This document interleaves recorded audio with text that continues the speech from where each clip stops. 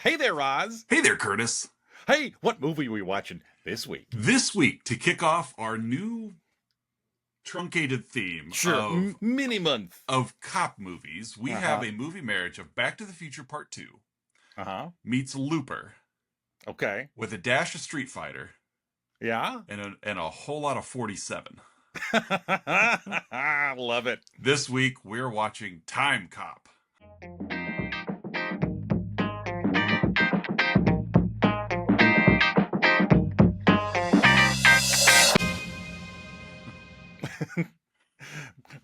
Chef's kiss to that movie marriage, my friend. That was great.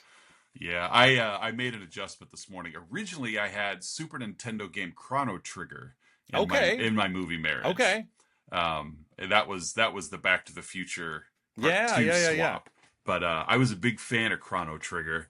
The only downside is Chrono Trigger, you could go into the future, so you can't do that. And of course, Back to the Future, they do go to the future, but still. Yeah, but in Timecop, you can't. Those are the rules. No, those are the rules. The future hasn't been written yet, so so you can't go to the thing that hasn't happened. Nope, it's impossible.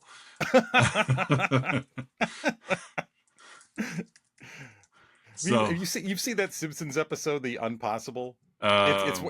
It's where they're going to Itchy and Scratchy Land, and they have to take a helicopter there, like in Jurassic Park. Of course, yeah. And as they're flying in the helicopter, the pilot goes like, "Where nothing is impossible." Wait, that's the first thing that's ever gone wrong. Yeah. I just I've been trying to live my life by Ralph Wiggum mottos and I think that's a healthy lifestyle. Yeah. Hence the Super Nintendo reference for Chrono Trigger. Super Nintendo Chalmers. So, I feel bad for your Wookiee. Yeah, that's true.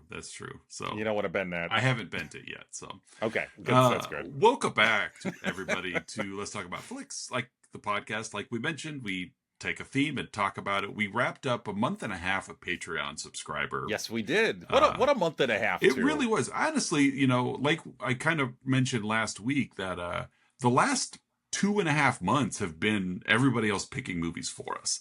Yeah. And so there was a really great streak. And now we're going to break that streak and go back to the normal drivel that we bring you. Darn it, this is our show, and we hand the reins off for 10 weeks, and it's time to take it back. Temper those expectations, folks. And so we're back with, like, thankfully April is a 5-week month, so we still have 3 weeks, and we are doing cop movies where the word cop has to be in the title. Must be there. And so we are starting it off with the Jean-Claude Van Damme movie. Epic, as I think how I would frame it. What could have been the beginning of a saga.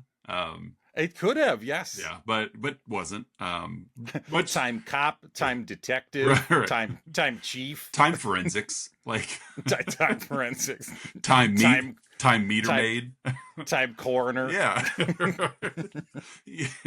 Time Sheriff, I think, would have been a really good one. Time Sheriff, yeah. Starring Tom Bosley. Yeah. It's the Time Sheriff. It's the Time Sheriff. And then the British remake it as Time Constable. Yes, there. I like that. Time Constable. Time Bobby. Starring Peter Serafinowicz. Yeah. Starring Max von Sydow as the Time Constable. As the Time Constable. And I'm sure Christopher Lee would have been the bad guy. Oh, of course he would have been the bad guy. It's Christopher Lee. Right. Yeah. He's an automatic. Like. I like Time Constable. It's very prim and proper, and everyone's stuttering. I am the Time Constable. A lot of derby caps in that yes, and pipes. So it's very formal. So, but yeah, we are back. It's the two of us. We can make it if we try. I put my glove on a bottle this morning just to watch it go down the conveyor belt. And before we get rolling into Timecop, we want to give a shout out to those beautiful Patreon subscribers: Don S, Aaron A, Mandy K, Melissa L, Colin K, and Lyle M. Thank you not only for your patronage, but for the last 6 weeks of great contributions to the show. Melissa L had a great time last week. Yeah, it was a great episode. Yes, she sends her love as well. Oh, well, that is very, very much appreciated. So, Timecop. Yes, Timecop, 1994's Timecop. Yes. I will say, and this will come up throughout, I'm sure. As far as Van Damme movies go, this is in the better half. It is in the upper echelon. Yes, this of Van Damme movies. This Bloodsport. Yeah, Hard Target, which I've probably seen, but I don't like. That's the thing that I kind of mentioned pre-show is I said last week, Timecop, first time watch for me. Once I finished and went to log it in my Letterboxd account, come to find out, I've seen this movie and I've rated it. And you've done all the formalities too. Yes, I've rated it, I've done it. My rating didn't change. So I actually saw your review on the back of the Timecop DVD. It was there, yeah. it was right there. I don't remember Peter Hyams having me on as in the commentary, but that just shows you that maybe it wasn't me. Maybe it was future Oz. Your quote was actually, "I don't remember Peter Hyams."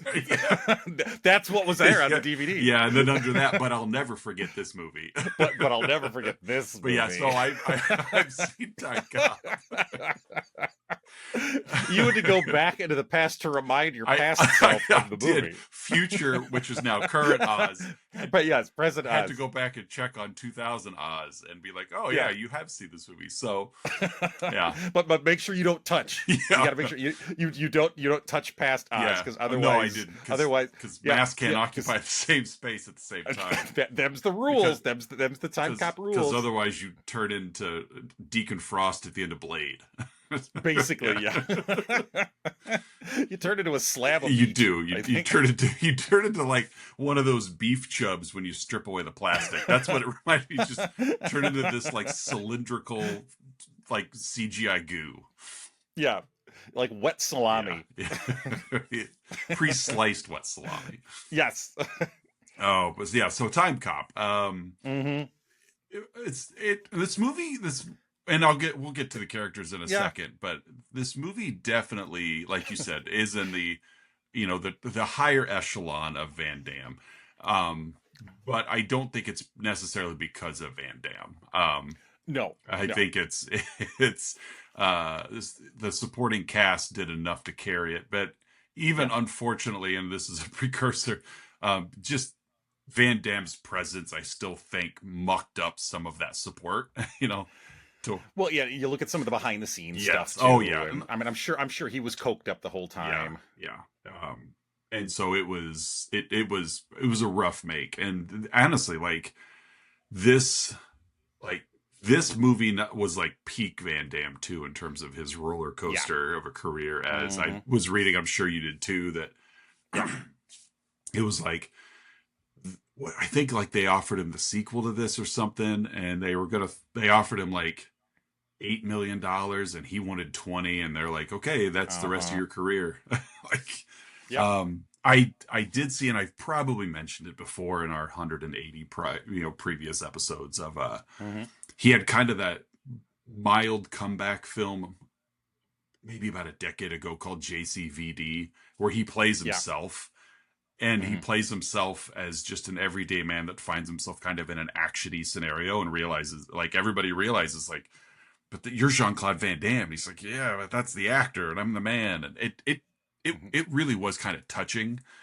I haven't seen it. I've heard good things. Yeah, about it was, I would say it's probably his best performance, but he's also playing a broken self. So, which at the time he was a broken self. So, but no, this movie was, this was back on our fun Van Damme time. Yeah. So, who's in this movie, by the way? Well, as far as the cast, I'll get to them in a second, but I think kind of going back to the fact that this movie, it resembles a decent movie. Yes, it does. And I think that's largely due to the producers, Sam Raimi and Rob Tapper. Absolutely. Yeah, so they're the ones who made this movie a decent enough production. Like, you could tell just watching the movie that the people behind the scenes knew how to make a movie. Yes, that even though they were, it's I laugh because where I'm going is like this movie is is like that scene. The production of this movie is the scene in Iron Man where he's like, "But Tony Stark made a suit with a box of scraps." Like the box of scraps. Like that's how it is. In a cave. It's like you know, granted the director, the editor, blah blah blah, but overall, the producers are in charge of a movie. And so when you've got Raimi and Tappert that have been delivered a box of scraps, they did their best to cobble together a competent movie, and this is a competent film. Yes, it's. I wouldn't call it a good movie. No, it's not. But I agree with your phrasing. It is a competent movie. I mean, the rain machines work. Yeah. You know, the set design. Somebody they paid attention to the background. Like, you're. Yes. You know, and there are some interesting, I won't say choices, but just you're dealing with a time travel movie. So it's like they took some risks that worked, you know, where you're, you know, the special effects on having the same actor in the scene at the same, you know, like that worked, you know, believably. It wasn't like you could see the seam down the middle of the screen where you know, because we've seen movies where that is the case, that it's just that bad. But no, it's like the competency is there, and I agree. I give it to Raimi and Tappert for that. Yeah. Really briefly tangenting again, we are in early April 2025 at the time of this recording. Speaking of the same actor on screen twice in the same scene, I cannot wait for Ryan Coogler's movie Sinners, which comes out next week. I'll have to check that out. I've been so busy, I really haven't been keeping up on. It looks so good. Michael B. Jordan plays twins in the early blues era, like Mississippi 1930s, and his set of twins as well as some other characters are attacked by vampires, and it all takes place over the course of like one night. Yeah, it looks so good. In. With like historic era vampires, I'm in. Yeah. And with it being Ryan Coogler, I'm sure there's going to be a ton of social commentary, and just it's going to say great things and bad things, I'm sure, at the same time. But yeah, I like that. Yeah, man, wish I had time. I know. If only I were Timecop. This is I know, right? It's but again, you can't go to the future, so you got to wait till after it premieres, so you can go back wait to till watch Saturday. To go back to Friday. From today, I'll have the time to go back and watch Friday night's movie. I don't want to let it get away from me. I don't want to go too far past. No. So, no, of course not. It'll take more of a U-turn than a next exit for me. Exactly. All right, as far as the cast, I'll mention 5. There's really only, I think, 5 characters worth mentioning in this movie. Of course, we have the great Jean-Claude Van Damme as Agent Max Walker. He's a cop. He's a time cop.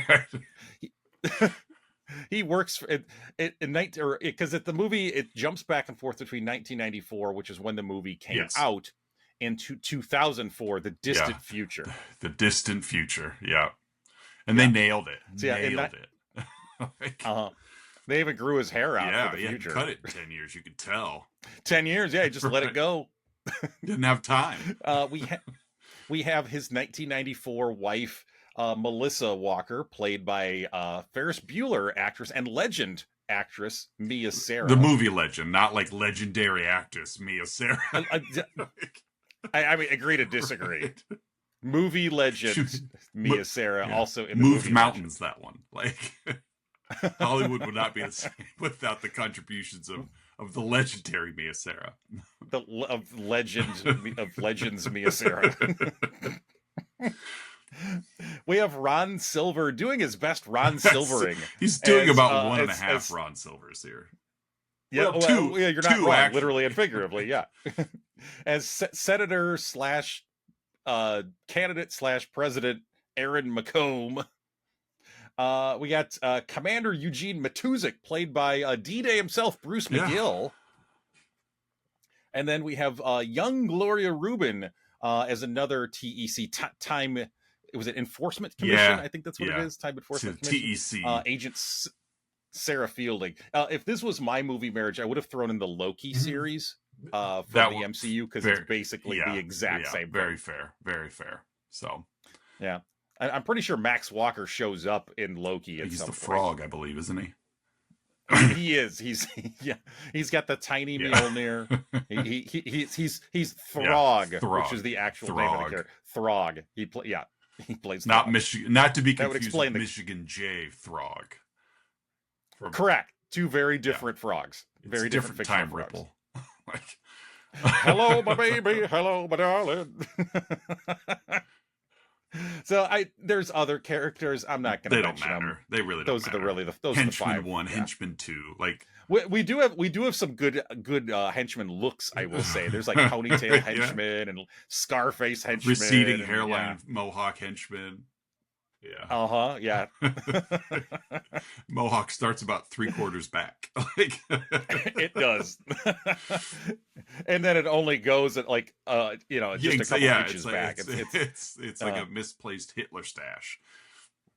Yeah, it's like a little like a tiny little bonsai tree growing from the top of his head. Yeah. It's got a little like the beginnings of a chia pet. There you go. All right, let's get into thick, juicy plot of Timecop. This movie starts pretty awesome. Like we kick back to we get our opening title, Timecop, blah blah blah, and then we kick off in like Civil War time. Yeah, I did like this opening. This was a fun little prologue. It was a pretty sweet opening. It kind of shows you what the movie could have been capable of, had they made some other plot decisions. Like honestly, if the movie would have chosen to sprinkle in more like historical time jump kind of things, I'd watch another half hour of this. Like I think it could have really, like I would have been interested to see it. I don't necessarily know if it would have strengthened the plot at all, but it would have been just cool to see. There was an MST3K episode. What was that? I can't remember the name of it. I know we've seen it. It times something. It's like this real nerdy guy, and his like almost has like a time traveling airplane. Okay. And they go back, but the movie doesn't have much of a plot outside of like, let's just keep going back in time. Sure. But they did in that. I couldn't remember the name of it, so I didn't put it on my movie marriage. And the Timecop doesn't do it enough. But that was a cool piece. Like even though the movie ran dry pretty quick, but just seeing the creative decisions of let's keep jumping back in time and then try to make everything look like, and they did a pretty good job in that MST3K movie. Yeah. And obviously bigger budget here. We kick off. I think I remember that one where they go back and they get Genghis Khan and they get Lincoln and they get Jesse James. Yep. And Joan of Arc. They get Joan of Arc. And they take her to the San Dimas Mall. Yeah. But it was in an airplane, so it wasn't Bill and Ted. Yeah. Basically, it was striking how similar those differences were. And this movie came out first, so rip off of Keanu and Alex Winter. San Dimas High School football rules. Beef Oven was there. Beef Oven. Something is afoot at the Circle K. But Timecop kicks off in like Confederate South, Georgia, something like that, and we got basically the the Civil War version of the Brink security trucks. Yeah, you're not wrong. Bunch of men on horseback with bags of gold. A bunch of Confederate soldiers with like Robert E. Lee Confederate gold. And we got a very dedicated time traveler here, as not only has he got on the slicker and the hat, but he's also removed a tooth. Yeah, he leaned into his craft. He's a method hitman. Very much. So he shows up in the South again.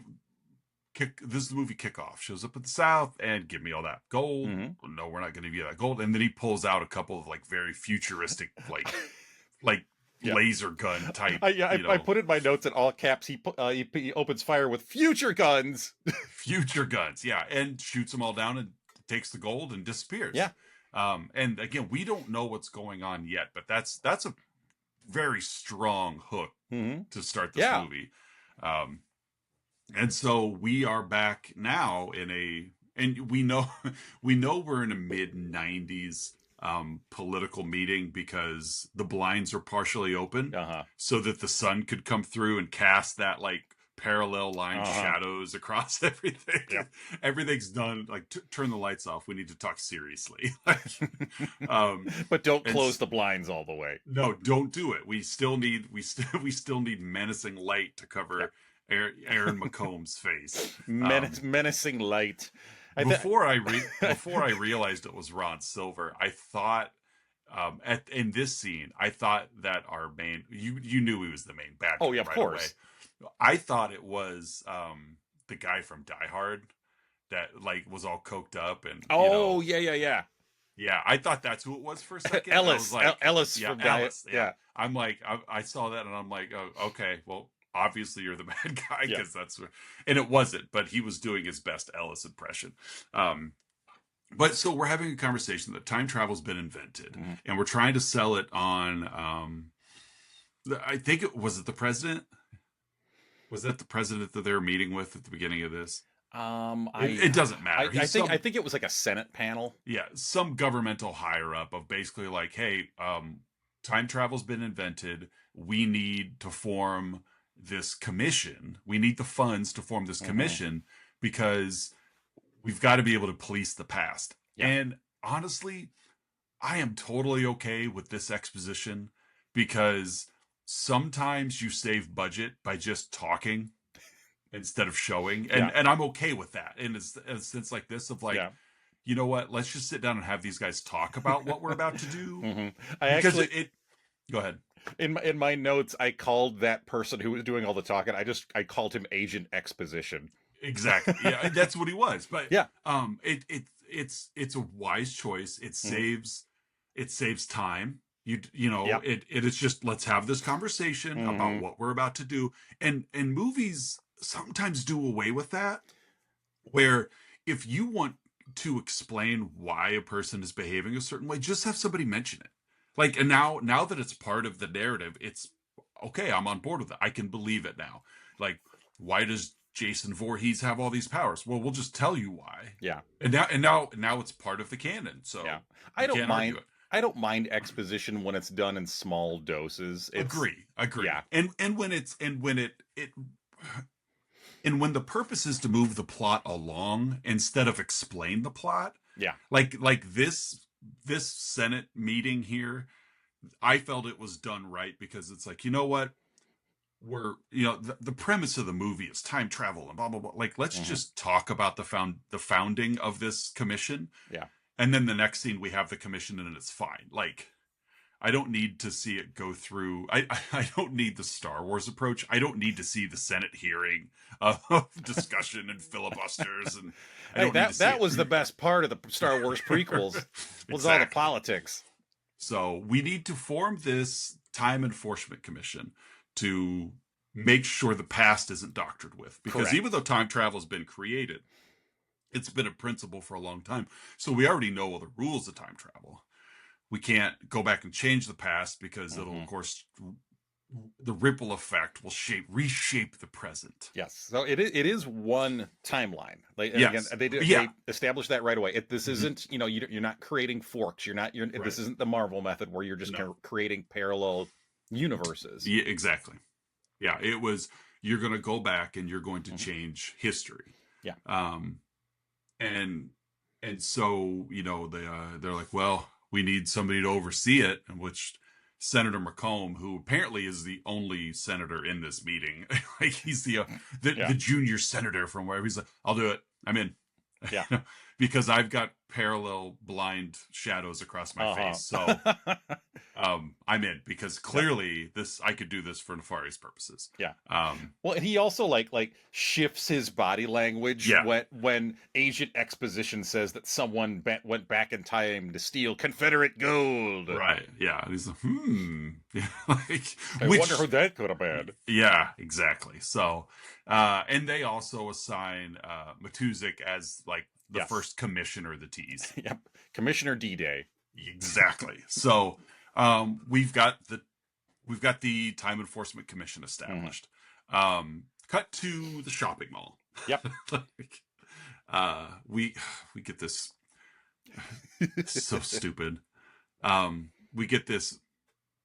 It's not a meet cute, but we get Max Walker walking up behind Mia Sara, and he puts his hands on her shoulder, and they start flirting by making us think that maybe they're not together. But of course, like, my husband will be here soon. Oh, I'm waiting for my husband. Well, what's he like? Oh, it's like, it's whatever. He can do the splits, right? He wears Wolverine boots and a tight haircut. Apprehends criminals with a static kick by just looking sternly at them. Yeah. And so, we establish the fact, okay, we meet him, we meet her, they're in love. He's a good guy because he sees a purse snatcher who is like the 90s in human form.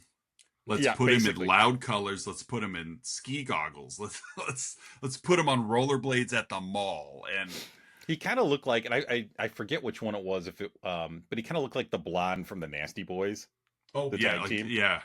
Jerry Saggs or Brian Knobs, one of those two. Yeah. Yeah. And so Van Damme gave him a pit stop.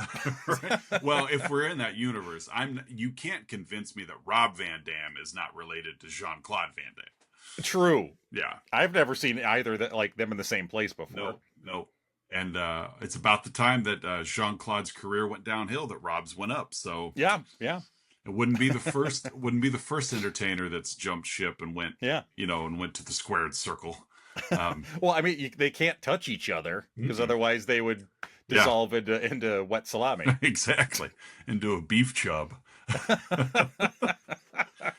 And so, but yeah, Van Damme stops this rollerblader, who, to be fair, has got excellent braking skills on these rollerblades. But poor vision as he's rollerblading away and almost runs into the foot of Jean-Claude, who's got about the only product placement in the film. What did it say? Well, it literally just says Wolverine. It's not like it has any like quippy little thing. It's just it's the brand of boot you're wearing, sir. He has something written in Sharpie on the bottom of his boot for just such occasions. Put that purse back, Brian Knobs. And so he. Again, let's not forget, he's a police officer that just witnessed a purse snatching. Stops the criminal.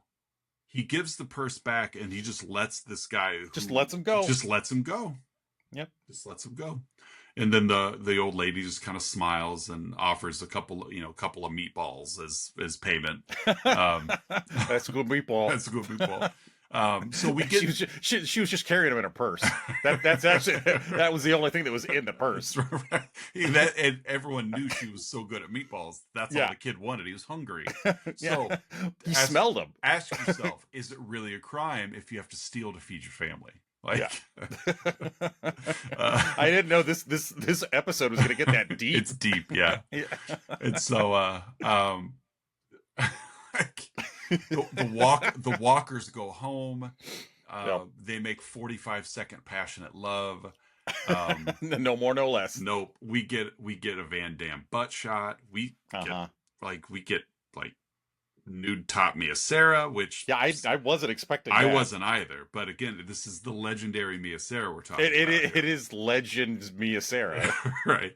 She's like, so Max Walker got something Ferris Bueller never did. Cameron did because he saw her changing in the changing group, but and so infiltrators. Max gets called to work. He goes to leave. He gets beat up at the front door and left. Basically shot and left for dead in the front yard. And he goes to go save Melissa, and the house was apparently every inch of that house had C4 in it. They got into the ductwork and everything. The house was actually in the drywall. It was actually the foundation was bricks of C4. That's all they had. They didn't have masonry. They just had to use C4 instead of gypsum board for the drywall. They just used the C4. Yeah, exactly. Yeah, and so the house, it exploded. And so Max no longer has a family to worry about. So we fast forward 10 years. He's now a veteran TEC agent. Yep. Grizzled, longer hair. Right. And it's like, you knew that when Melissa was gone, you knew she wasn't gone. Like, it's just there. Yeah. You just, if you've watched any amount of movies in your life, you know, okay, you worked so hard to establish this relationship, even if it was just very superficial and all we did was see them flirt and then get together. Like, she was gone in the first 10 minutes of the movie. Yeah. You know, so it's like, she's not gone. Like, you know, this is going to come back. You're really gonna kill off Legends Mia Sara, right? That fast? I had John Wick in my movie marriage at one point. Yeah. But I took it out because Mia Sara's no dog. So we fast forward to 2004. We're now in the future, which honestly does about as good does a little better job with the future than Demolition Man did. But it's in that same, I think it's cut from the same cloth of we don't really know, but this is what we think the future's going to be. Well, you also don't see a whole lot of the future. We don't. Like it's mostly takes place in the TEC headquarters. Exactly. There's a couple times where he gets in his like self-driving car and like goes home. Yeah. But you're right. I think outside of the precinct, there's not a whole lot. Yeah. And even then, it's just this like for something that has been given the go ahead of it on its own like governmental commission. It's still sparsely, like, you get the vibe it's like that Walker's the only TEC agent. Yeah. Like, this appeared to be a major thing to worry about in 1994. Time travel's been created. Yeah. People are going to go back and screw up the past or whatever. Yeah. Fast forward to 2004, and it's really still just Matuzik and Walker in a basement. Well, the only other people that are even named there are Ricky, like the tech guy. Exactly, yeah. And Fielding, who shows up later. So it's like, is this governmental commission literally like half a dozen people? And if so, like, boy, you really overshot it a decade ago when you thought this was going to be either one, the TEC does a fantastic job of regulating time travel, or it's not as big as a threat as we thought it was going to be. You know what I mean? Yeah. Because you have an agent who apparently just comes and goes. Well, he's on call. Like, it's not like he works a shift. Because how do you work a shift regulating the past? Like, they just hit him up on his beeper. Yeah, but it's like, you go in and it's like, I got to work the night shift tonight. Do you just take your Running Man sled and bop around to different eras in the past to see if everything's still up to snuff? Or like, it is, I don't know. I'm not going to get into all the questions, but it's just, it's a flimsy, it's just a weird premise. Like, this is your governmental agency. Like, you've been going for 10 years and you're still only like 6 people strong with one guy that does all the time traveling. Like, that sucks. Hey, it's efficient. It's an efficient operation. Apparently. So it wouldn't have, maybe they got doged. Or maybe they avoided being doged because of how efficient they are. No, maybe that's it. Yeah. So yeah, he goes back, Walker goes back to 1929, which again, pretty cool. Let's go back in time. We're now, back at the stock market crash right before it. Yeah. Well, actually during, because we've got jumpers. We've got several jumpers this week. Says the Irish doorman. And so we have Lyle Atwood, who apparently used to be a TEC agent and Walker's former partner. He's been taking the USA Today from current times back to the past to know what stocks are going to still be around in 2004 that weren't around, that were struggling in 29. It makes sense. He's going to profit. Well, and he's established a life for himself in 1929. He's got an office. He's greeted by the doorman. Yeah. And he doesn't care. Like, even when he's walking up, it's somebody who he knows has jumped and has like splattered their head on the pavement. And he's just like, oh, okay, well, have a great day. And so Atwood shows up, and the the technology of the time travel is pretty cool, because you just walk through a flimsy CGI like wobbling plane. It's like one of those like the big, like, it's like you put a hula hoop in dish exactly soap. It's got and the big bubble, it's got that very flimsy, and then you just come out from it, and that's how it is. Like, don't ask where the shuttle went.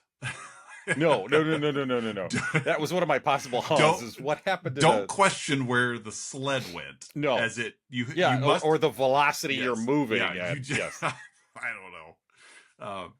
And so Walker plays the 3-question game with Atwood. Who do you work for? I'm not telling you. Who's paying you? I'm not sharing. Who do you work for? It's Aaron McComb.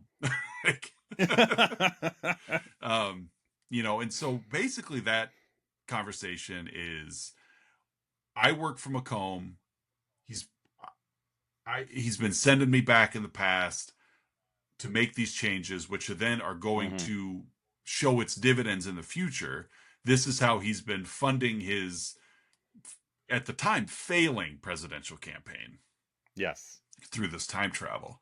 And Atwood, when given the chance to testify, refuses, because he's afraid, well, McComb, he's kind of cornered the market on this time travel for evil game. He's just going to erase my entire family. So instead of doing that, I'm just going to go ahead and kill myself. Like, I'm going to jump. Yeah. Which then naturally Walker jumps after him and catches him, and they time travel back to the future. And so we have this fun little scene which complies with McComb being the bad guy, which we already knew. So McComb's getting a tour of the TEC, and Walker's there because, again, he's the only agent, and he's the only one, and he happens to be in present time at this time. He's not, is he working? Like, if you're a time traveling police officer and you're not back in time, are you working? He's on his lunch break. I guess so. And food in 29 was awful. Yeah. So. He stepped out for a smoke break. Yeah, it's like, oh God, I really go for Sbarros, but they aren't even created yet. They don't have the technology for Arby's curly fries. No, not yet. And so, Walker's making some very subtle implications about McComb, and it's like they're having this cute little conversation. That's also where we get McComb and Matusik are expositioning about the same matter cannot occupy the same space. Exactly. Make sure you don't touch yourself in the past. Right. Because, and do they know this through experimentation, or do they know this just for plot exposition? Like, obviously it comes true later, but it's like, did you lose an agent? Them's the rules. Those are the time travel rules. Did you send a mouse back in time and touch all the other mice until it happened, so you knew it was the same mouse? Which doesn't make sense, because how far back did you send it? Because mice don't have like an incredibly long lifespan, so you just went back a couple months. Went back a couple hours. That's true. We caught a mouse, and then we kept it in this cage for 4 weeks, and then we went back in time with that same mouse and touched it, and then we saw what happened. So, science. This movie does follow some very sound scientific principles. It definitely creates it creates a theory, and it sticks to the theory. It does. Like, it plays by the rules it establishes. And so, let's see. Walker gets ambushed by McComb's henchmen because obviously he's on to him, and McComb doesn't like that. Walker survives the ambush because he's the star of the movie. He gets assigned a new partner, which we get a stupid, like, Van Damme at this point in this film has given, like, he's been a good cop. Yeah. Like, really, he's been morally sound. He's got his eye on the job. Yeah. Like, and then he's assigned a new partner, and he instantly goes the Murtaugh route of, no, I'm not having a new partner. You can't. I work alone. Right. It's like, it kind of come out of nowhere, because it's like, why? Like, you haven't been giving this like standoffish, pardon the pun, Wolverine type persona, Sure. you know? So it's like, what, like you're fine. Like, you get along with Matuzik. You seem to be fine with your, everyone that works there. And then this, which I hate to say it, this black woman shows up, and then suddenly you're like, nope, I'm not working with, I work alone. I'm like, like, I don't think that message was made, but I think anybody, like I just did, unintentionally, but just looking at it, as like, oh, you're assigned a woman partner. Yeah. Oh, she's also black. Like, oh. Well, his prior partner was a white man. Yes, and that white man was also just apprehended for, which I loved. Like, it was kind of a fun scene. I kind of left it out. That when he brings Atwood back, and Atwood has, gone to court, and he's been sentenced to death. That all they did was basically put him back in time in mid-fall where he was. Exactly where they pulled him into the future from. Which would have been in theory, would have been absolutely terrifying for everybody in 1929 that is watching this man, which they saw him falling, and then suddenly just disappear. It just blips out and blips back, minus Jean-Claude Van Damme. Yeah, they see two men falling, one of which is completely dressed out of style. And then they just, like you said, disappear.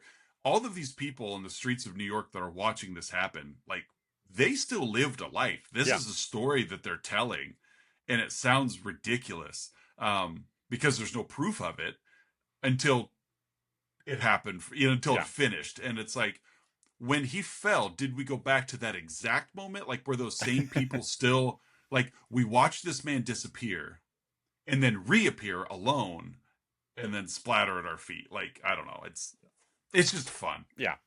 Don't overthink this one. But don't underthink it either. Like, just think. Don't over or underthink. Right. So yeah, he's assigned this new partner. They immediately go back to 1994 because there's been a time disturbance. So we know that, because despite all of the advances of technology, in 2004 they're still represented with just a red blinking blip on a screen. Yeah. Like we can't fantasize that type of technology, but we know how to time travel. The red blip's going off. Scramble, right. Walker. Exactly. And so they send Walker and Fielding back, and they find younger McComb. He has owned a computer chip company. He's being bought out. Yeah. And so that's obviously not going to go well for 2004 McComb. So 2004 McComb shows up with his henchmen, which is the first time we've seen matter in the same space. Yes.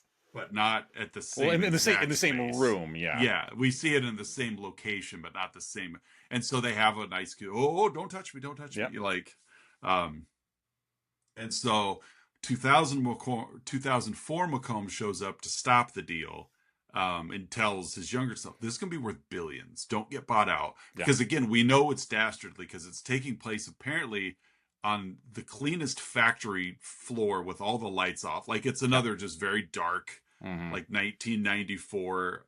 Like, this is what it was. This is what happened. If turn the lights off if it's bad, turn the lights on if it's good. Yeah. And it has that whole, like I said, the matter space conversation. McComb kills the partner, Parker, and we have a bunch of back and forth, and McComb gets caught by Walker.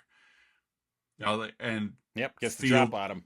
Yeah, and then Fielding turns, and she's actually been with McComb the whole time. No, I know. Oh. I will say, so at one point, and this kind of goes back to your movie marriage, your punchline in your movie marriage. Future McComb, I took that a quote here. Yeah, says, "This country is going down the drain due to special interests. We need somebody in the White House that doesn't have to listen to anybody. The top 10% will get richer." Yeah. That is what my punchline came from. Was that we need somebody that's so rich they don't care. They don't have to listen. Yeah, they don't have to. Yeah. Because who's going to stop us? Macomb shoots Fielding, and then he escapes. Walker goes back to 2004, and things are completely different. Mm-hmm. Macomb now is the presidential frontrunner. Yep. He shut down the TEC. Actually, it's like he shut down the TEC at the exact moment Walker came back. Like, yeah, what's going on? Well, haven't you heard? Well, no, you literally just saw me come back from somewhere. Yeah. So Walker is convinced Matuzik that, hey, because it's like, who are you? Like, they don't know who he is because the TEC never really took off, and I don't know how Walker really made it back if the time travel stuff has, whatever. Don't think too much. Nope. Don't overthink, but don't underthink. But because of Walker's charisma, he quickly convinces Matuzik, we were friends. We were best friends. Yeah. Like, and so together they kind of partner up, and they realize, oh, Macomb's been using time travel to go back, blah, blah, blah. So Matuzik, he's like, you need to go back to 1994 and fix this. So they fire up the sled one more time as all the henchmen show up. Matuzik takes multiple bullets, but still gets to hit the giant red button. Like, yeah, he made it there. That's how you know it's go time. Yeah. Kind of a fun little burn, like fire walker situation. Yeah. I know where you're going here. As these henchmen are standing right behind the sled as he hits the button, which fires up the jets, and like all these flames shoot out and just engulf these men in flames. It was fun. Like, I like a good fire walker. I even put the word "cool" after. Yeah, it was fun. Just these two henchmen just completely engulfed in flames. Yeah, doing the whole like I'm on fire, like arms like flailing everywhere. Yeah. So Walker's back in 94. He has an idea that I don't think Fielding she may not have been killed. So we need to send me back. Let's, because he looked in the papers real quick and found this Jane Doe, blah, blah, blah. Yeah. So like, we need a witness to prove all this stuff happened in the past. Fielding is the witness. I think that can happen. So let's go back and do this. Gets back, finds her in the hospital. She agrees, I'll testify. Somehow Walker apparently just turns around. Like, I don't know where he went. It doesn't matter, but he left the room long enough for the nasty. He went to get a vial of her blood. Oh, that's right. Yeah. That's right. Because they didn't know who she was. Like, it's proof that she was there. Yeah. So he goes and as he does, he just tiptoes his way around the hospital, right into the lab. And which this is so stupid. As he finds a vial of Jane Doe's blood, right next to it happens to be a vial of blood for Melissa Walker. In the dozens of vials of blood that are there, he just happens to spot one with his wife's name on it. Who, to this point, we have not seen him even think about. Yeah. Since she was killed in 94. Yeah, I mean, he's been sad. Yeah. I mean, look at his hair. I mean, we got earlier when he was taking self-driving car back to his ratty apartment, we had sad jazz music playing. Yeah, we did. Yeah. His Songbird by Kenny G was blaring. And so, but yeah, he sees Melissa Walker's vial. He picks it up and it just says pregnant because that's they just wrote it Sharpie on the vial, pregnant. To be fair, nobody that worked on this film ever worked in a hospital's lab. Yeah. So they don't really know how the protocol is. But Melissa Walker, pregnant. And so he's like, whoa, goes back to Fielding's room to celebrate the fact that he's going to be a father. Or he was going to be a father. He walks in with balloon and cigar. He's like, I did it. Guess what, Fielding? She's dead. Somebody had put a syringe into her IV. Yeah, they spiked her IV. Apparently she had fallen asleep after Walker left because otherwise she would have seen them come in because these were literally like the nasty boys. It was dumb.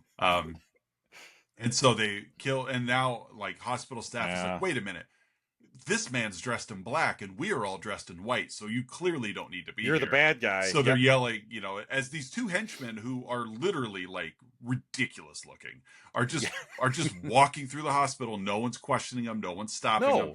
Walker, who has supposedly still has a police badge, I would assume, makes no effort to like say, I'm a police officer. Like, it's fine. No, they just, security slowly follows him through the hallways. But these two guys get away. But okay, so the fielding thing's done. So Walker's like, my wife's pregnant. I know where she's going to be at this exact moment, because even though you sent me back in time, you sent me back to the exact day that, and I know that because even though it's 10 years later, I remember exactly where I was at exact time when I went to the mall and met. But so we get basically the opening scene over again.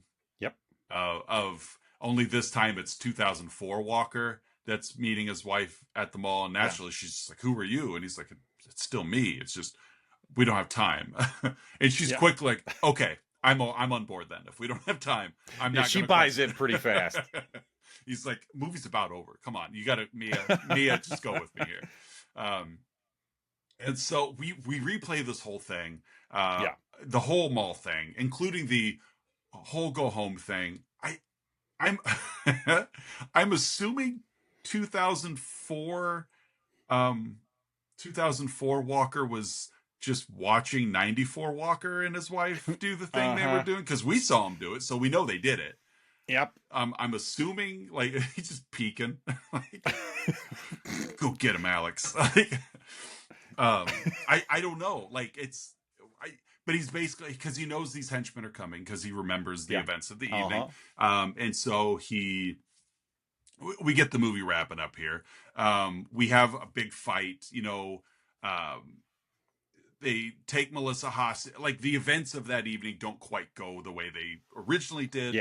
And so, you know, like, 2004 Walker's like, you got to keep 94 Walker from leaving. Don't let him leave, because this is going to happen. I'm going to take his place. I'm going to stop the henchmen. Well, she ends up telling, because she had never told, again, young him that she was pregnant. And so to keep him from leaving, to keep young Walker from leaving the bedroom to go to work, she tells him that I'm pregnant. Which was a smart move, because he didn't leave. So now we've got 94 Walker and 04 Walker kind of teaming up, you know. We've got some rooftop stuff. I mean, it was actually pretty compelling and decent action scene. Decent action scene for the end, as they're scaling this apparently like 8-story house, and it was a big house. Big house, very tall house for two people. And but they're gonna have kids, so. And long story short, it turns into 94 Macomb has been lured to the house by 04 Walker.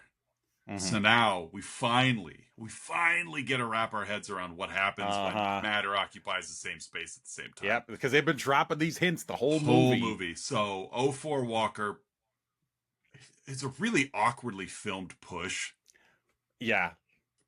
I noticed that too. He pushes 94 Macomb towards 04 Macomb, and he kind of stumbles into him almost like at 0.75 speed. Like, it wasn't.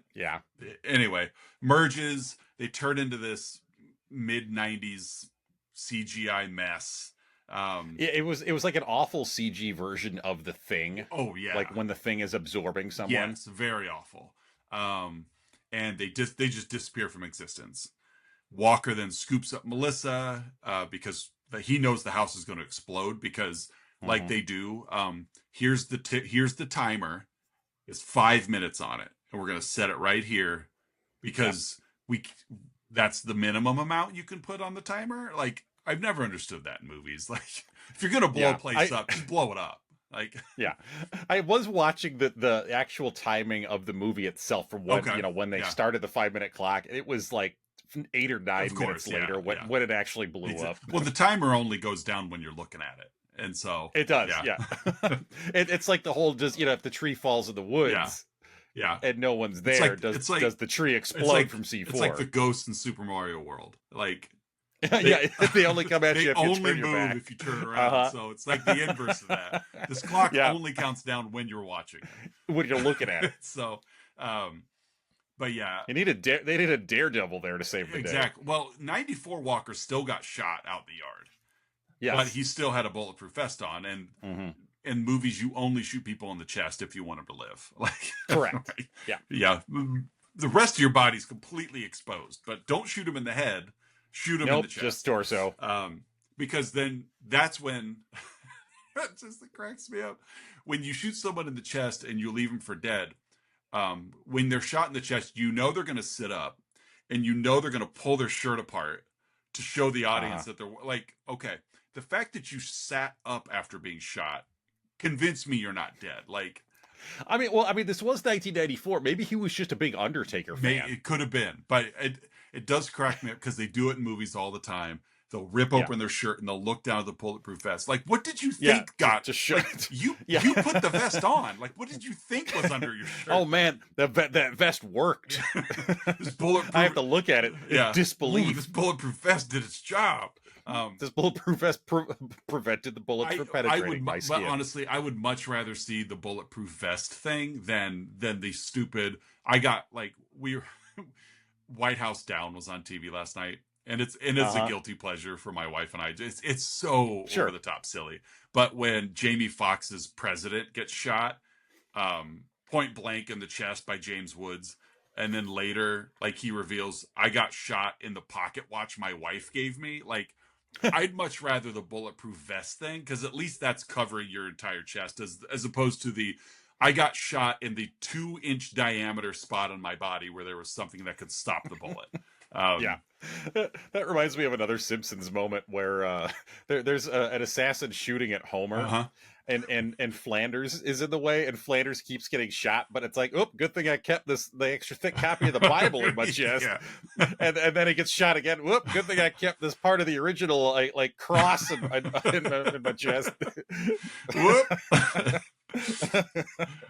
So with 94 Walker lying in the yard, 04 Walker carries Melissa to safety. The house explodes. He leaves her in the yard next to him so they can be together. That was pretty gutsy because he like leaned her up against a young version of himself. Came pretty close to touching He did himself. come really close. Yeah, that was. You could have left her just 3 feet away. Just close to 3 feet away or lay her down. You got to nuzzle them up together. Lay her down face down and then just roll her. Like give her a 180 roll to like flop in place next to him. Fast forward back to 04 because I'm assuming he time traveled back to 04. Despite he had despite the fact that the TEC commission was shut down, but I guess now with when you killed both McCombs back in 94, are people still time traveling? Because McComb oversaw the TEC, and with no McComb, don't overthink. Anyway, comes back to 04. That agent exposition at the beginning just had somebody else to exposition. Apparently, Walker. Yeah, well, it was no longer the McComb time. Blah blah blah. It was like the Rogers or whatever. So it still happened. Walker comes back. Matuzik's still alive. Fielding's still alive. McComb disappeared in 94. They had no idea where he went. All those future crimes were gone. Walker drives home, and because he's lived that life now. Like, he still was in the TEC. He still grew his hair out despite having Melissa and their kid around. The kid didn't look 10, by the way. Kid should have been 10. He didn't look 10. The house is rebuilt, and we take a crane shot panning away, and that is Timecop. That's Timecop. A lot of dense layers to this movie. I just looked, and I'm like, God, I've been talking about this for almost an hour. Like, well, there's a lot to talk about. I mean, it's time travel. Like, it's Timecop. If I only would have talked about 1994 or 2004, we had to talk about it all. All right. Well, hey, folks, every week, Oz and I give our own unique rating to the film we've been yapping about, 1994/2004's Timecop. Time Constable. Hey, Oz, how would you rate this flick? I'm going to give this 6 banana splits. 6 banana splits. Okay. Yeah, that's what I'm giving it. What is your rating? Oh God, I didn't prepare one for this. Let's go with. Also go with 6. Let's go with 6 Bruce McGills. Okay. I'll take it easy on you this week. 6 Bruce McGills. Thank you. Yep, you're welcome. That should be easy for you to find an image. There's all kinds of stuff here. I'm sure there's. I'm gonna take his yearbook photo. 6 Bruce McGills. All right, next up in our comedy bits, Oz and I, every week we scour the interwebs searching for unprofessional reviews that tickle our funny bones, and we hope they tickle yours as well in our next segment, Outside Insights. Oz, what is your Outside Insight? I've got 2, and my first one is from, it's a half-star review from So Handsome, left February of last year. Okay. He says, I truly wanted to find something to like about this. The film completely falls apart after they stop copping in interesting times. The Confederacy, stock market crash in 1929, and instead changes gears to switching between 1994 and essentially poorly predicted and lame-looking future 2004. Not worth revisiting, even if targeting known bad movies. The intro features a great product placement for Wolverine boots, though. One half star. And my second one actually made me laugh. This is a review by Matt Lynch. He says, largely abandons the Einstein-Rosen bridge theory of time travel in favor of the less widely known but still promising Van Damme split. There you go. I like that. Yeah, I did too. I was like, I like that one. So those are my 2 outside insights. What do you got? I got 3 I'm going to share if you don't mind. All from the Internet Movie Database. All 10 out of 10s. Nice. First one comes from Oshla Steen, left in July 2000. Van Damme as we want to see him, with him and a capital H. This isn't at all a bad movie. It's the JC of Jean-Claude. Yes, yeah.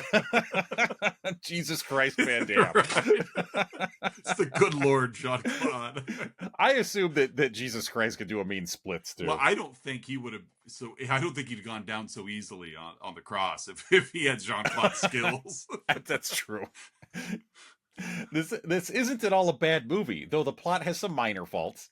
The acting is quite decent, actually. This movie is about a cop traveling in time to wipe out the ever-increasing problem of time crime. It's a very emotional movie, where a lot of scenes move me to tears. Don't rent it, buy it. Maybe he really thought that Max was Jesus Christ. He may have, yeah. The next one comes from Ivo Cobra, left in December 2015. Best Van Damme sci-fi action comic book classic film. Timecop is my favorite Van Damme action sci-fi classic. One of my favorite and serious Van Damme roles in film. One of my favorite action movie flicks of all time.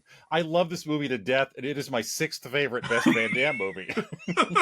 This movie is a lot smarter than people give it credit for. Not only is this my favorite Van Damme movie, it's one of those movies you watch over and over again and never gets tiring. Yeah. Yeah. Okay. Yeah. He's got multiple lists going of Van Damme. I did cherry pick some lines from this. It was actually like 4 or 5 paragraphs, but I think we get the point. Yeah. And the last one, left. And here, this is going to give this one away. Left by Frank Dukes Van Damme in January 2008. Turn back the clock before Van Damme's career was history. Is the tagline. Okay. Kicks, check. Punches, check. Signature semi-nude Van Damme splits, check. Van Damme playing multiple roles, check. Pete from MacGyver, check. Time travel police going back in time wearing futuristic uniforms, labeling themselves as Time Enforcement Commission officers, indicating to those in the past that the time travel will one day be possible, even though TEC Code 40.8 subsection 9 strictly forbids time travel with intent to alter the future as a crime punishable by death. Check. Thank you, Frank Dukes Van Damme. No kidding. Oh, Lord. All right, hey folks, it's that point in the show you've all been waiting for, the Let's Talk About Flicks signature segment, the 3-2-1, in which Oz and I each share 3 goods, 2 bads, and only 1 about this week's movie, Timecop. Oz, what are your 3 goods? My first good is I love kicks that whoosh.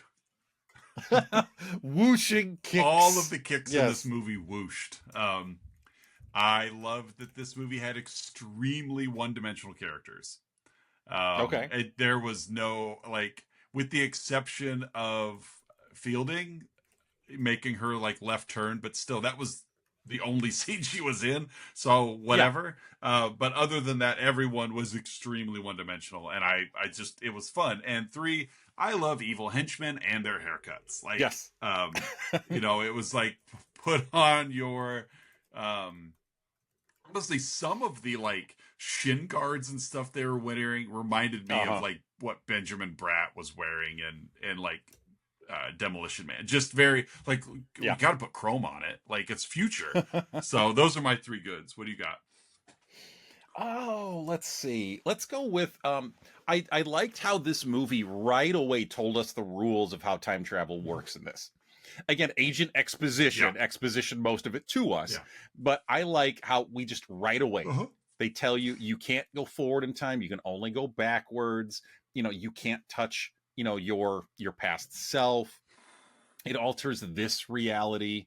You know, it doesn't create a new one. So I liked how they just told you the rules right away. This is how time travel works in Timecop. And they even showed it at one point when it was back in the like the Fielding like turn scene where 94 Macomb like got a cut on his cheek, and we see 04 Macomb's cheek scar up. Like, and I thought, okay, yeah, you're establishing that this happens in the same timeline, which was cool. Yeah. My second good, some of the bad guy deaths in this movie were pretty sweet. You already mentioned the 2 henchmen being burned by the pod's afterburner, which was pretty cool. There was also a scene where Van Damme is fighting a guy on, they're in, you know, a factory, and you know, there's like big tanks of coolant everywhere. And one of the tanks gets punctured and freezes, and like up to the shoulder, one of the bad guys' arms, and Van Damme shatters it and then kicks the guy off the, you know, off the big rail. So it's cool bad guy deaths. And my last one is I like that JCVD was not indestructible in this movie. Right. Like he got his rear end handed to him in a couple of fights. Several times.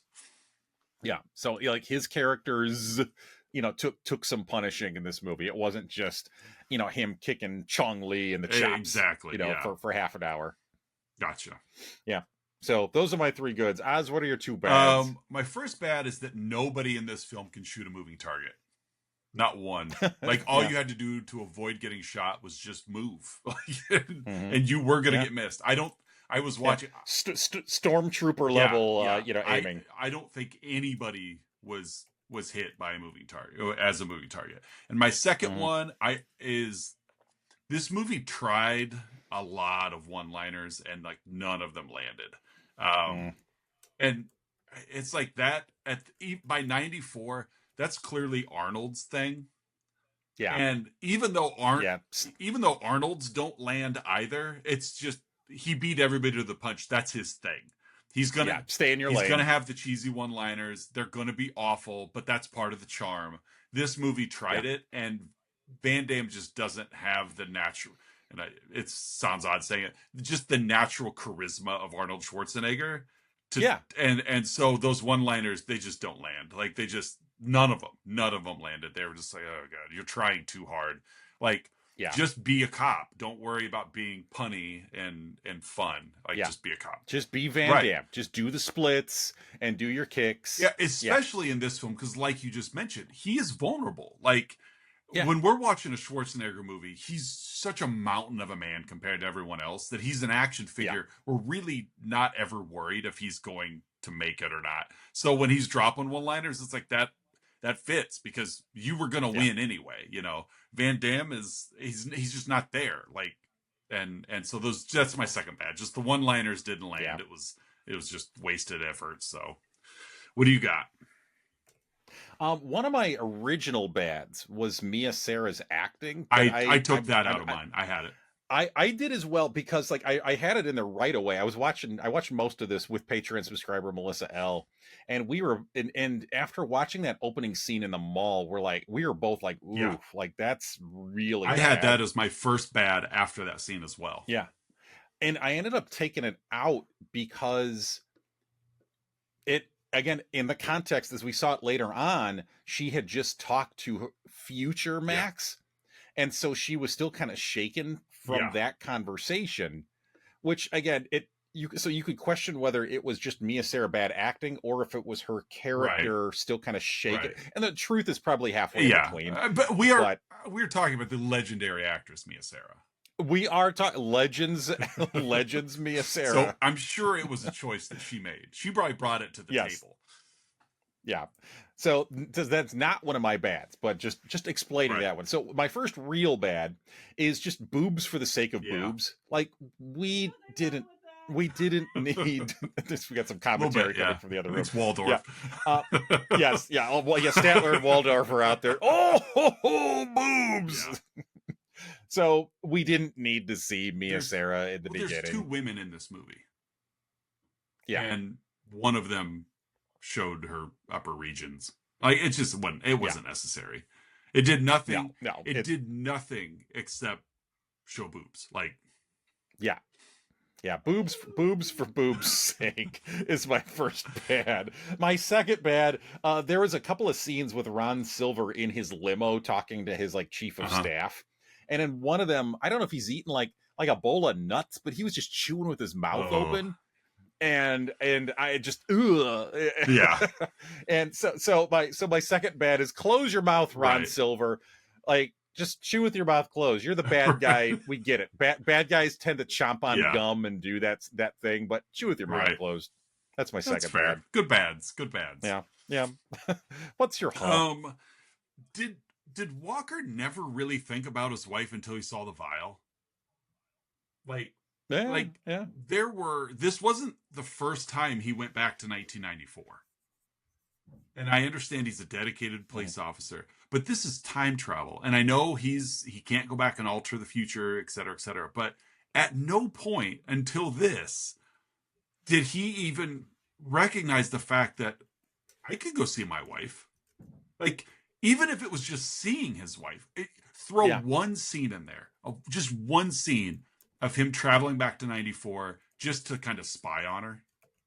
You know what I mean? Like, I'm going to keep... Just have a moment. That's the only time I have. I'm going to keep my distance because I don't want to ruffle anything. But I miss my wife. I want to see her, and that's all I want. It's granted, it's delayed torture, but still. But there was zero thought about Melissa until he's going to get Jane Doe's vial of blood and just happens to see Melissa Walker pregnant right next to it. If he didn't see that, then really the plot of the direction of the rest of this movie would have made no sense. I mean, what would he have done? Because it wasn't until he saw that he's like, oh yeah, my wife is still alive. Oh yeah, they're my dead wife. It is about that time, isn't it? And it's and what if she, like, good thing she was pregnant, because otherwise there would have been no blood in the lab. And that was my is did he ever even think about his wife in the past tense until he saw that vial? Yeah. What do you got for you? What do you have for you? I'm going to share a couple backup puns really quick. My first one is towards the beginning when Lyle Atwood goes into the past and, you know, the guy falls literally right in front of him. He's walking into the the big business office. He says to the people around him, well, S word happens. Was that a phrase in 1929? Because nobody reacted to it. I think no, that wasn't a phrase until like the 60s and 70s when Forrest Gump did it while running across the country when he got splashed with all the mud. So there's an anachronism there. But to be fair, what year? Because this was 2004 Atwood that went back. So Forrest Gump would have been out by then. So he probably has seen Forrest Gump, picked up that line, and introduced it to the culture. That line, that and then explains went back to 29 and tried to shoehorn it into the vernacular. But again, these people just saw a human being fall and smash against the pavement. They're in shock. So when he drops the S happens, they really weren't cognizant of what was being said. They were still, oh my gosh. So he's probably kicking himself going up the elevator. Like, why did anybody react to that? That was great. Like, I know, that was such a good line. Let's try again later. Yeah. So another possible haunt was, again, going back to the awesome opening sequence in 1863 with the Confederate soldiers, when future mercenary opens fire on them with future guns. None of the horses are hit. So I mean, that guy's a really good shot. Well, they weren't moving. That's true. They were just sitting still on the horses. Yeah. Well, the horses may have been shaking their head or something. The horses also didn't run off immediately upon gunfire. Like, they just stay still, do your job. Yeah. But no, I noticed that too. Like, very good shot. My real haunt though is gonna be there was the Ricky character who was like the tech guy in The Office, and going back to boobs for the sake of boobs. I forgot about these boobs. Yes, there was another pair of boobs in this movie. And they weren't natural. No, yeah, I don't think so. They were VR. They were VR boobs. I think that's why they look fake. Isn't that the game that comes with the Oculus? I think the newest Oculus. It's the Oculus that I have does. Yeah, it's the game that's built into it to introduce you to the Oculus. Yeah. So basically, he's watching porn at work. Yeah. And he's scolded for it, but there's no reprimand. So again, is there no HR at the TEC? I guess is where I'm going with it. No, it's too many letters. TEC HR. We can't fit that on a business card. No, we can't. Yeah. No, that's a good question. But then again, this is also the movie that you can watch a person purse snatch and then they don't get in trouble either. So we're only targeting big crimes. My question with your VR, VR pornography is, and I don't remember, maybe they had it in the movie and I just glossed over it, but aside from, like, how did they know what he was watching? I get the impression that it's happened so often that they just assume that's what he was doing. It's Wednesday at noon. We know what Ricky's Let's go tell him to stop. Yeah. There's a spike in the bandwidth. Yeah, exactly. Right. Yeah. Well, they stop him before he goes too far. They've paid that price before. The server's smoking again. We'll give him a couple minutes, but we'll stop him before they turn into reality. Yeah. Maybe going back to our demolition comps, maybe that was like the precursor to like the virtual sex that happens in Demolition Man. Yeah. It was Ricky's fault. They take that away completely. Yeah. It just turned into whatever it was in Demolition Man. Minus the 3 seashells. I had read in the trivia that I don't remember what it was exactly. There was a lot of trivia to this movie, but I had read in the trivia something along like they had planned on a different VR scene for that. I read that as well. Yes. And then just didn't get around to it, so they kind of shoehorned this in. Like they went the B-roll team ended up going to a strip club.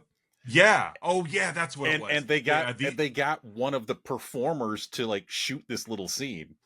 Yeah, like they went out, like you said, they went out to the strip club, got so hammered they didn't do it, so they went like back and like, will you come shoot this scene for us? Yeah, here's job. $500. Yeah. So it's like when reality is basically, this is in there because they were doing with their job like Ricky was doing with his. Yeah, like, I should have been working, but I was out. I was watching a stripper instead. And then like, let's just put that in the movie. That's good. Either way, there's no HR, so whatever. Fictional or non-fictional. Exactly. So, ladies and gentlemen, that's Timecop. Oh, I hope many of you travel back in time to watch this one on repeat. I think this is definitely a repeat watch. Let's talk about flicks episode. The episode, yes. The movie, no, but the episode, yes. I was like, really? We should watch this on repeat? What do you have next week for cop movies? Next week, as we stick with cop movies, we do have one that is, I think all would agree, is better quality than Timecop. So we are going back to 1987 to revisit the classic RoboCop. I love RoboCop. Me too. I love RoboCop. Mm-hmm. Me and another teacher who's kind of cut from the same mold as us. I was in his. He teaches a newspaper class, 8th period, which is the last period a day, and he just has some really fun kids in that classroom. So sometimes I'll go in there, like if everything if the next task for me is just email computer resources, I'll go in there for a few minutes a week and just kind of hang out and be in this environment while I work. And so I was explaining, within appropriate boundaries, of course. Yes. What RoboCop is to a couple of students. Oh, so good. Yeah. And that's one of the fun things about working in education is and I think I've said it on the show before. I'm of the reasoning that if you haven't seen a movie before, it's a new movie. Mm-hmm. Like, it may not have come out recently, so it may not be new chronologically. Correct. But if you've never seen it, it's a new movie. Yeah. And so that's what's fun with having kids and being around older students. Yeah. Is you can have conversations about, and you can almost like enjoy these like vicarious conversations of something that we grew up with and are near and dear to us. Yeah. And share them with a new person or generation or whatever, and when they go that route, that was one of my favorite things when I was in the classroom was talking about new movies, especially around the weekend, where I was like, what are you guys doing this weekend? Well, we're probably going to go see a movie. Go watch this one. Yeah. Because I knew, and they would, a lot of the times they would be like, okay, because they respected that I was a movie connoisseur, and they would be like, and sometimes they like it, sometimes they wouldn't. But I just remember a lot of cool conversations coming back. There was one movie in particular I remember recommending to a table full of girls in one of my last period classes. They were already talking about going to see a movie, but they didn't know what to go see. And so I was kind of eavesdropping on that conversation and jumped in. I'm like, there's a new horror film coming out this weekend. You should go see It Follows. Yeah. And they, of course, it was not on their radar at all because it was this little indie film. And so they did go see it. And they came back and they were like, that movie's not scary. And I'm like, what do you mean it's not scary? Like, and they're like, it wasn't full of jump scares. Yeah. Is really like, that's what they meant. But then one of them was like, it wasn't even scary. And I'm like, so as she was talking, she revealed that she slept with the lights on that night. And so I'm like, so you were scared?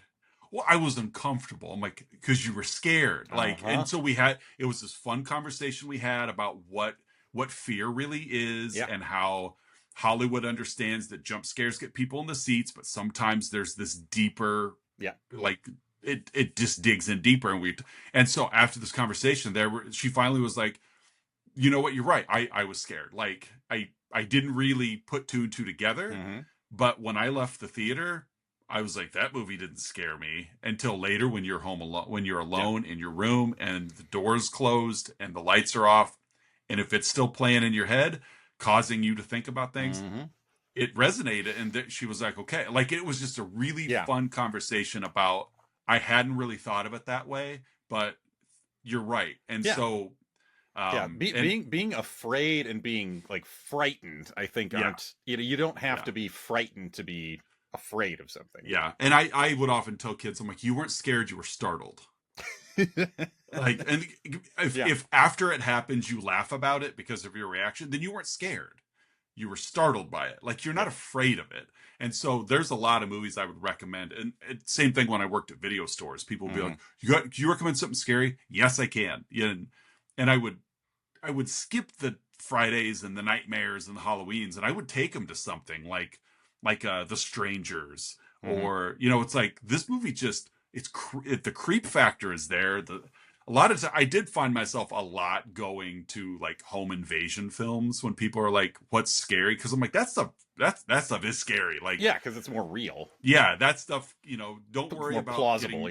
Don't worry about getting murdered in your dreams. Worry about what happens if someone breaks into your home. Like, but yeah, it was, I like that comp where you're like, well, it's like to go share this stuff. So yeah, RoboCop's gonna be a lot of fun next week. It's been a while since I'd seen it, but I've seen it so many times that it's a fun one. Yeah, so. it's been a couple years since I've watched it, but yeah, just such a biting movie too. Yeah. I'm not gonna run into a Timecop issue where I'm like, I've seen this movie before. So. Well, social media wise, Facebook, Instagram, I've all but abandoned TikTok. Sometimes I post, sometimes I don't, but we get a lot more traction on YouTube with shorts, so that's kind of where I've been putting our energy.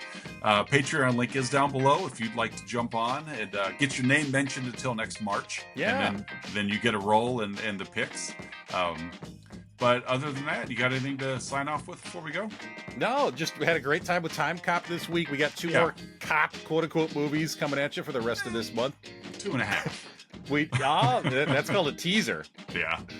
But yes, next week we got RoboCop. Super excited to watch it and catch up with you. Very much so. Very, very much so. Well, if you are back because it's back to our picks, then that's what's coming the rest of the year. So for another episode of Let's Talk About Flicks, I'm Oz. I'm Curtis. We'll see you guys next week with RoboCop.